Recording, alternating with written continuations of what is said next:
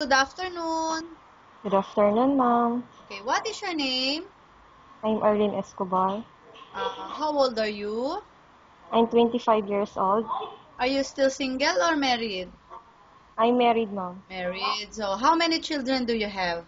Only one, ma'am. One. So, boy or a girl? Girl, ma'am. How old is she? She is 3 years old, ma'am. 3 years old. Okay. So, what is your educational background?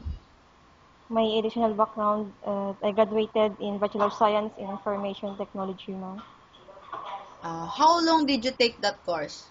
4 years course, ma'am. So, 4 years course. You finished the 4-year course. Yes, ma'am. Okay, that's good.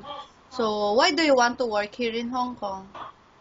I want to work in Hong Kong, ma'am, to earn money of, for educational of my baby, ma'am. Okay. So, tell me your skills. My skills is cooking, cleaning, and taking care of your kids, ma'am. Okay.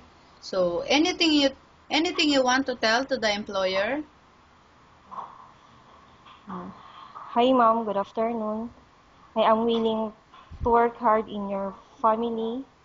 Uh, if you choose me, and I promise to do my best to clean your house and take care of your kids, ma'am. Okay, that's all. Yes, ma'am. Okay, thank you very much. The interview is finished. Bye. Thank you, ma'am. Bye. Welcome, ma'am. You're welcome.